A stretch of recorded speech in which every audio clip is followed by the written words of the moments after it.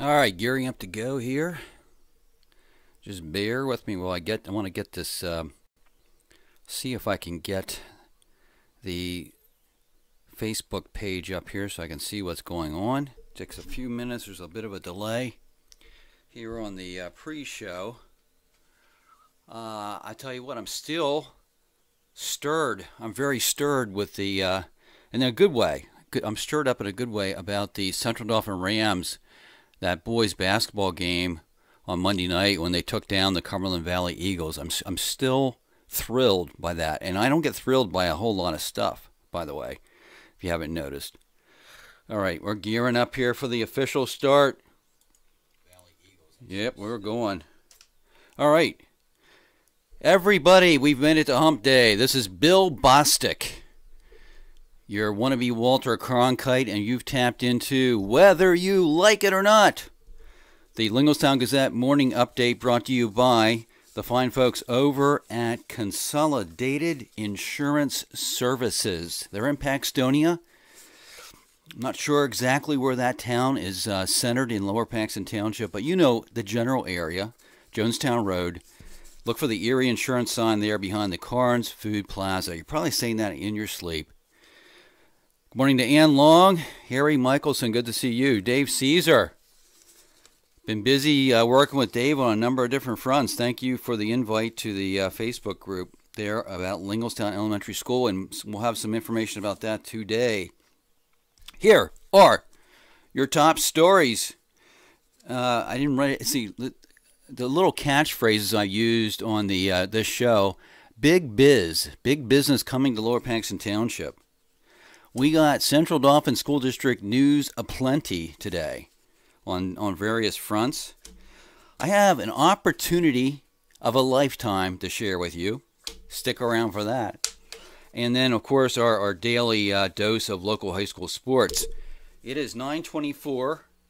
That means I got to be done by about 9:40, maybe a little bit before. So just set your watches if you're watching live. This is a 15-minute show, local news show, connecting our community since 2006 here at Linglestown Gazette. Starting off,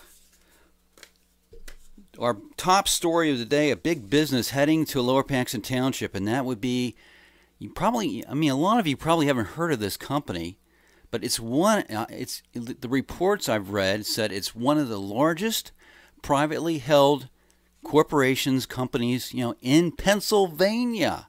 They're right now located on 7th Street in Harrisburg, the northern part of 7th Street. Up by there, there's a shopping plaza not too far away from the Zembo Mosque on 7th Street. I'm referring to D&H Distributing. Now, if you've heard of D&H Distributing, you have any idea, any inkling of what that is, put something in the comments so I can see it. I'm just wondering. I know about it, D&H Distributing, because I attended a home church type setting a few years, within the last 3 years, and one of the ladies that came there worked for D&H Distributing. She was in the Human Resources Department and would fly all over our nation looking for people to come in and work with it. They distribute technology type products, I believe. A pretty big footprint in Harrisburg. They're coming to Lower Paxton Township. And what they're going to be doing is locating in the former TE Connectivity building and campus there behind Carnes Food. The Carnes Food Plaza. Again, I know it's not, that's not the name of the place. It's Paxton Square or something like that. But to me, it's the Carnes Food Plaza. Back in there, there's a big campus. I think it's on Amp Drive. That's going to be made into they're going to renovate it, remodel it, update it, modernize it, and that's where they're going to locate. There are approximately 750 people that work in the Harrisburg area for D&H Distributing. It's going to take about 9 to 15 months before they're going to move in, but that's happening. Big news on the economic front. Good news for Lower Paxton Township, our tax base and all that kind of stuff. A building's going to be occupied. Bad news, potentially, hopefully not, for Harrisburg. Now what's going to happen with that big space down in Harrisburg? That's your top story.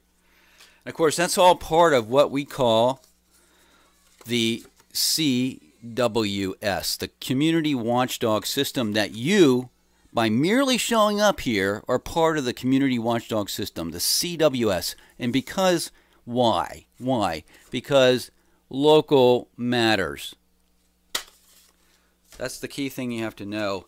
We're brought to you in part today by St. Thomas Roasters Coffee, before we move on to story number 2.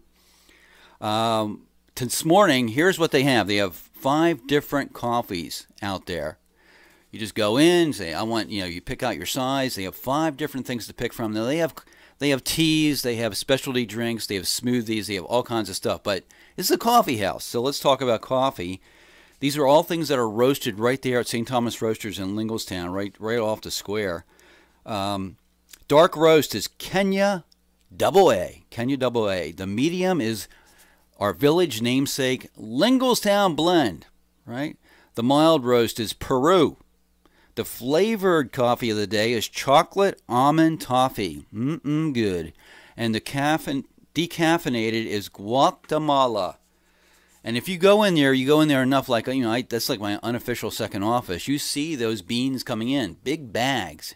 Jeff Smith, the primary roaster and part owner of the place, is carrying them over his shoulder. I don't know how heavy they are, but they're big. He's carrying them. Story number 2. 204. Yeah, 204. Central Dauphin News aplenty.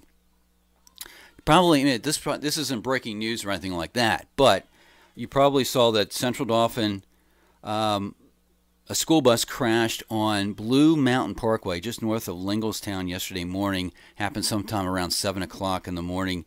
Unfortunately, 3 students were transported to Hershey Medical Center apparently for injuries. I don't think there was anything serious. It looked like the bus slid and skipped over a curb and went down just a little bit down off the road. Part of it was off the road, and I'm sure the students got bounced around there. So that was an unfortunate thing. And then that's sort of related to breaking news in that Central Dauphin School District is closed today for quote-unquote pending forecast. Impending forecast. I looked outside the window. I start work about 6 o'clock. I get up in my office and start gearing up at least around 6 o'clock, sometimes before. And my side street here in the just outside the historic part of Linglestown was white. So, and our district covers huge amounts of territory, including, of course, the mountain, Fishing Creek Valley, Dauphin, all these areas. So there might have been a case to be made for closing it today.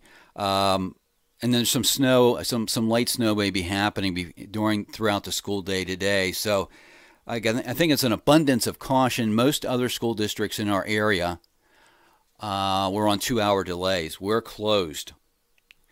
And that, sometimes I want to riff about, why are they closing? Because, back in the 60s and 70s, there is no way today would have been a day off. No way. But I know the climate has changed and people are, sue and there's all kinds of legal implications and liabilities that weren't there in the 60s and 70s. I know I'm going to give it up. I'm not going to fight that fight anymore. But the one thing I will point out, and there was just something on Channel 43 TV, a story about there are schools in our very Commonwealth who have protocols set up that apparently are approved by the state of Pennsylvania that they can conduct school, have a school day using computers on snow days, using computers and interacting with teachers online qualifies as a school day. I don't know about you, I'm just one piddly guy, right, wearing a stupid tie and a hat. But I think our school board should look at that, our school district, our administration should look at that, especially given the big footprint our school district has. Days like today, we have to close, fine, but why not have the kids do school at home, interact with teachers online, all that kind of thing. It's happening now in our state. That's all I'm telling you. And the other thing, and this last item about Central Dauphin School District, I really don't want to report, but I have to because it's out there. Channel 27, within the last so many hours, reported a story, I guess it broke on Monday. about a Linglestown elementary teacher allegedly had a taser on her desk that was, as far as what I can tell from accounts, probably being charged up. And the students, the story goes, spotted this, and they are apparently instructed to see something and then report something, and they did that.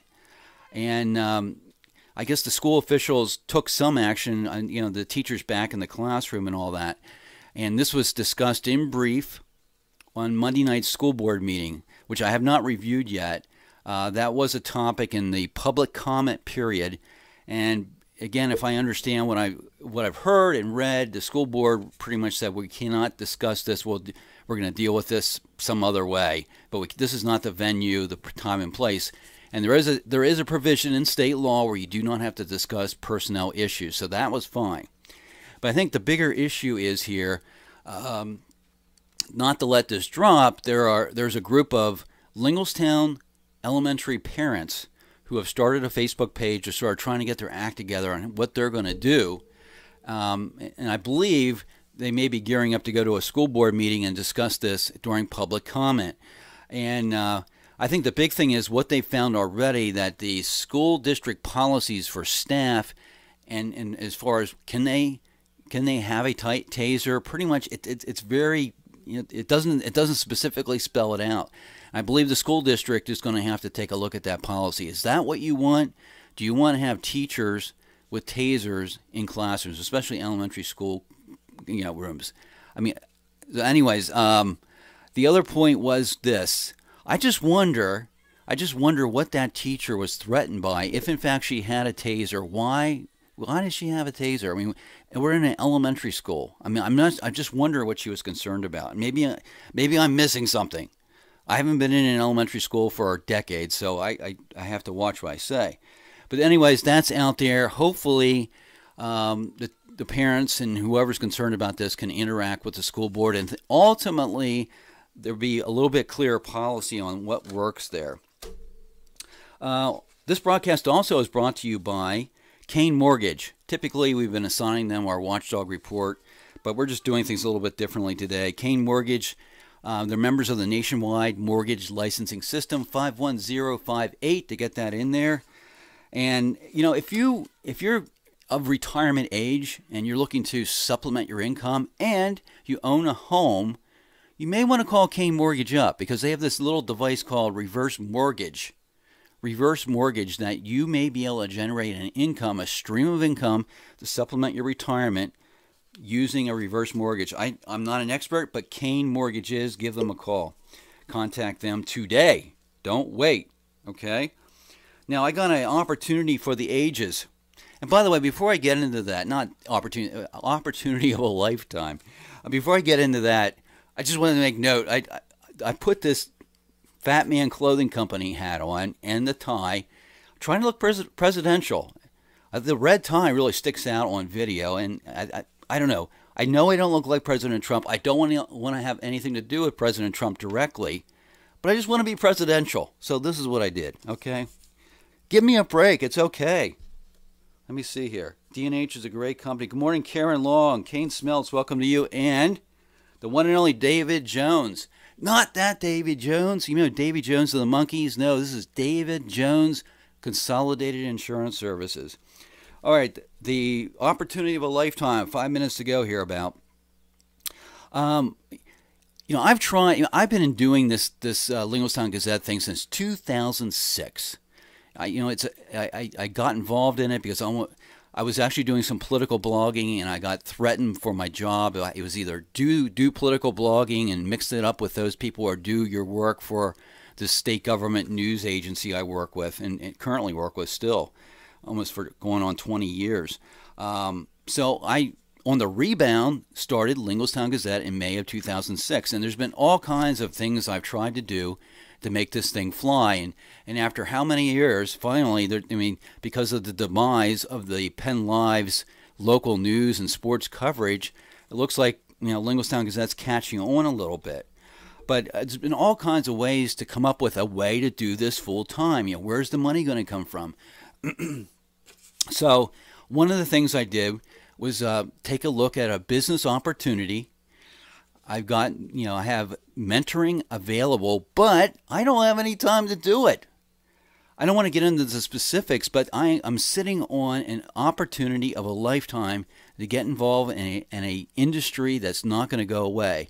If you're sitting there twiddling your thumbs, looking for something to do, maybe trying to generate a new source of revenue, and you have some time, contact me. Let's talk, because this opportunity I have is going to go away. There's a definite time limit on it. Please give me a call if you have any interest in some sort of entrepreneurial endeavor where you don't have to pay anything to get involved. I mean, it's just waiting there for someone to pick up. I don't have the time. My daughter doesn't have the time, being a newborn, having a newborn. Other family members don't have the time, so I got to reach out to other people, or this is going to go bye-bye. Sorry for being vague, but I don't want to get involved in all the details here. Just give me a call. I'll share everything top to bottom with you. Lastly, let's see if anything else. Also, I want to mention CBC Cabinetry and Flooring, and I tentatively am going to be meeting with them to look at something to do here with my office that I'm putting together. Because I'm not very handy, I'll give you that. And we're going to wrap things up with our Tonino's Pizza local high school sports report. We specifically work with the group on Progress Avenue across from Susquehanna Township High School. They're actually helping us out. They're our name sponsor for the second high school sports, it's High School Hoops Expo that we'll be having on February 11th, inviting all kinds of basketball players, high school basketball players, into Ted's Bar and Grill. So I'd like to thank Tonino's for that.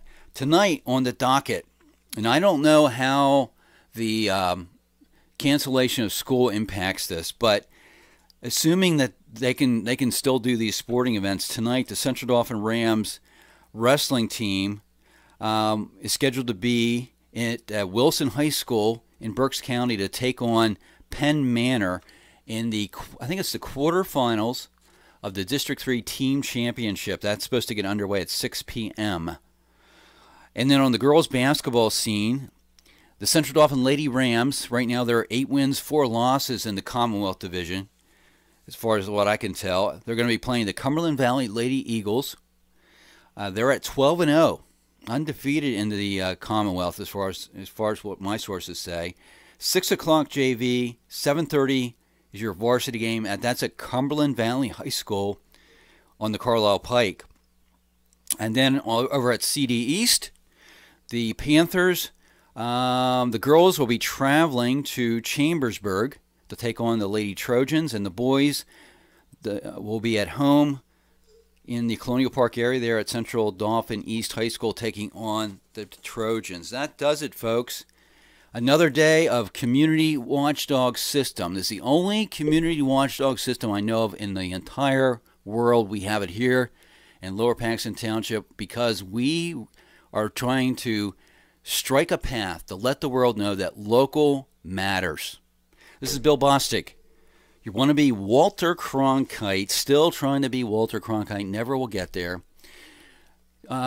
Reporting for Consolidated Insurance Services. We'll see you tomorrow from St. Thomas Roasters with my sidekick, Crystal Bob, realtor with Iron Valley Real Estate of Central Pennsylvania, something like that. It's close enough. It's close enough. We'll see you tomorrow from there. Have a great hump day. And get that Paxton Herald, by the way.